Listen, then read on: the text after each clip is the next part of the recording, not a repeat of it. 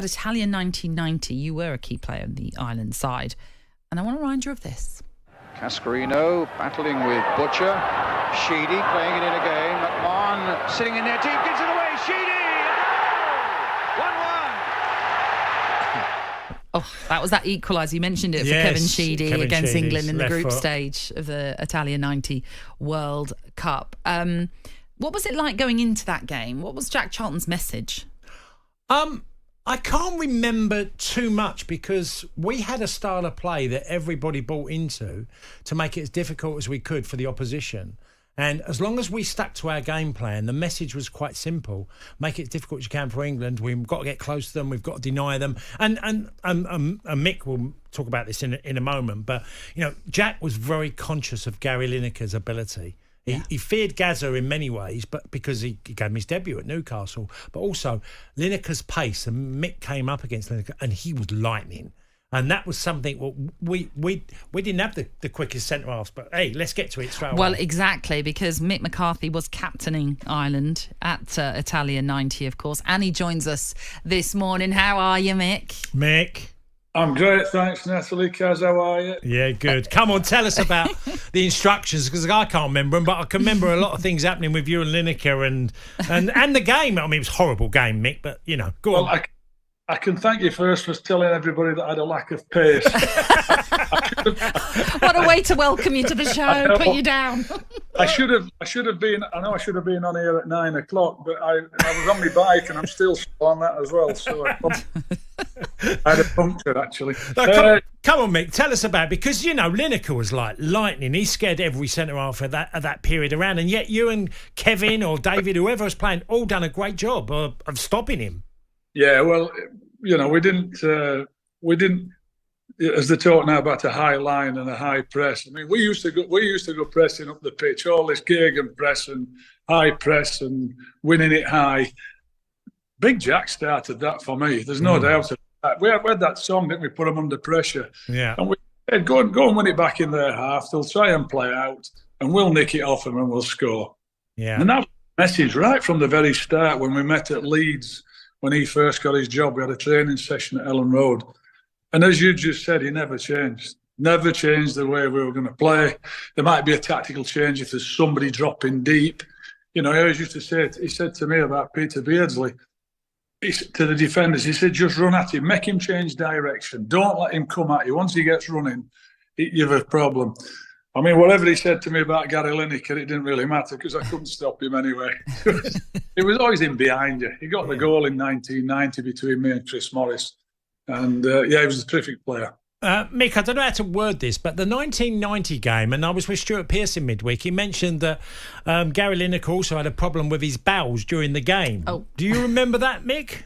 Well, I do afterwards. Apparently, didn't he? Apparently, he actually did it on the pitch because he put his hand in his shorts and he felt it. Yeah. And I felt dreadful after that. I mean, he scored against me even when he's got diarrhea and sickness. And I swapped shirts with him. I was just glad I didn't swap. I'm glad I didn't swap shorts with him. I mean, I don't know if it shows that you didn't get that close to him because you didn't smell it. I mean, it's just terrible. Oh, horrible thought. Let's move on, shall we? Let's talk about the now and what you're expecting from the Republic of Ireland taking on England. They've got a new man in charge with Heimir Hallgrimsson. What are you hoping to see? I know it's early stages, and you were saying, Cass, that John O'Shea really is going to be more in charge of this game in terms of selection because obviously he knows the team more than the new man in charge. But what do you think and hope to see from these early games for the Republic of Ireland? We hope to see some cohesion is what they're trying to do. How the setup is. Are they going to do a high press, sit back? What they're going to do? Are they going to try and play out the back and take everybody on? You know, because all this now playing out the back is great if you can. But if you're the best team, you're more likely to win. And that I guess, that was like with us, Kaz. We weren't that team, but we had a way of playing that Jack created and it got us to win. I don't know the coach, to be honest with you. I know he was involved with Iceland when they beat England. Yeah. But apart from that, I don't know him. So I don't know what his style is. If he's going to take everybody on and try and out football them, it's not going to work because the teams are better than them. So you've got to find a way. And the way that we had when we played was to be blooming hard to beat. Really difficult to beat. Nobody liked coming to Lansdowne Road. And I think we've got to start making that the same at the Aviva now. Mick, however you do it. Yeah. However. Mick, you brought in Lee Carsley, didn't you, into the Island squad? And I did. Yeah. And he, obviously had close to 40 caps against it, against all the other nations. And did you see anything different in Lee because it's very hard to predict as who managers are going to be from a squad of players in a dressing room. Yeah, exactly that. I've had that before. People said, do you think he'd be a coach or a manager? You've no idea when you're playing with them, because sometimes some of the least likely ones who were out every night and having a bevy, and then suddenly they become the epitome of a coach, and putting all the rules down. Carzo was just a real top lad. Turned up every time, no matter whether he was playing, whether he's involved, whether he's a sub. He came and trained. He came and contributed. He was a rock steady footballer, Carzo, and a good footballer. He had a good career. And I know he got on. I put him on in the World Cup, and he was delighted to get a game in the World Cup. Great lad. And I think if you ask everybody, there's nothing. There's certainly nothing bad to say about him, but there's nothing outlandish to say about him. You can't say he was this great character, he was this brilliant. He was just a really good pro, turned up, did his job, great player, and a sharp sense of humour, but, in a quiet way. He's a great lad. I sent him a message. I wished him well, except for today, of course. We understand that, Mick. I mean, obviously with his squad, he has brought in a number of familiar players like we would all expect, but he's also included some of the team that won the Under-21 European Championships last year. 4 new faces in Angel Gomez, Tina Livramento, Morgan Gibbs-White, Noni Madueke. Some people have been a bit critical, actually, of the fact that he's brought in some of these newer faces, because some are saying, look, this is not the time for experimentation. We need to be getting back into the League A, for example, for England. But for you, does that make more sense, having that familiarity, having players that he has worked with quite regularly? You'll excuse me laughing there, Natalie, because when you're the national team manager, it is never about the players that are in the squad.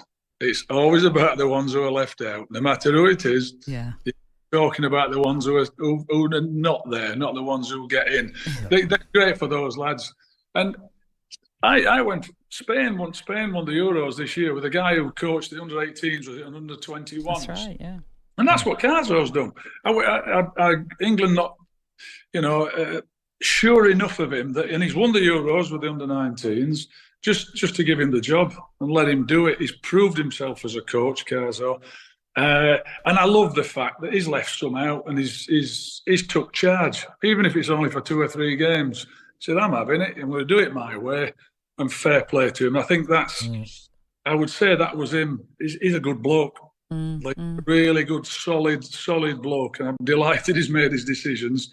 And I'm delighted he's upset a few, because it's great, because you get something to talk about then. Mick, I wanted to ask you, because when you were manager, you did something that I always stayed with me, and I remember, and I'm talking about Lee Carsley here because he's getting a bit of stick about the national anthem and singing it. And I remember you bringing in a lad, and you approached the players and you said, look, if you want to learn the national anthem, because obviously it's in Gaelic and you learn to sing it properly, but if you want to go and learn it, there's a guy here that will help you. And it was very much down to your own decision, which I was talking about earlier, saying, look, it's not a problem if you don't sing it, and it's not a problem if you do sing it. It's down to you. And I remember you doing that. And I feel like Lee Carsley's been sort of hung out to dry some way, because he said he's not going to sing the national anthem, but he never sang it as a player either with Ireland. So it's not a problem. That does make me smile somewhat, because you watch games and some people sing it, some people don't sing it. Carzo, he doesn't have to sing the national anthem, does he? What about all the other managers? Did Sven-Göran Eriksson come and sing it? No. It's about the team. It's about picking the team. It's about having a good side. And it's amazing, Kaz, when you're winning games, nobody really bothers about whether all that other stuff is on the periphery. if you don't win games, you get stick for not singing the national anthem. You get stick for being somewhere else and singing the national anthem. Yeah. Do your job, win games, qualify for competitions, and show your respect to both countries. You know, show your respect to people. Be respectful to everybody is my view, and not just to. And if you're the national team manager, you will get criticised from pillar to post by different people. But if you win games, it's amazing. The criticism seems to go away somewhat. Yeah, I mean, the Daily Mail, as you can expect, have gone quite heavy on this one. They're the ones that are leading with the headline of Lee Carsley should be sacked by the FA today. His refusal to sing the national anthem is a betrayal and he's not fit to be England manager, writes Jeff Powell. But we should say that he has strongly always said, I've never sung the national anthem, even when playing for the Republic of Ireland, because that's not what motivates him. He likes to concentrate in the zone, in his own way. Everyone does things differently. Just lastly then, Mick, while we've got you on, and it's always a nice opportunity for both of you to just reminisce about playing together. If you could describe Cass in one word, what would it be? I had enough words, mate. Fabulous. Oh, how nice. You, Cass? You can return the favour. Well, I would use too, because Mick was captain material. Captain, proper captain. I love that. And yeah, that stood out. And Mick, you know, with the Ireland squad, we had incredible unity and the lads really got on. It was brilliant to be around. But certain times things had to be said and Mick would be at the front of that, which was great leadership. So, yeah. Whatever way, I've said loads of words. Typical me, innit? I can't say one. No, well, very kind of you. It's very kind of you, Kaz. I thought I did all right with one word, to be quite honest. I know, but there's a lot to be. When you've managed Mick and you've captained Ireland and you've had a long career in, it's very hard to say one word. You know. talkSPORT Breakfast, waking you up Monday to Friday morning from 6 a.m. on AM, on DAB, via the talkSPORT app and on your smart speaker. talkSPORT.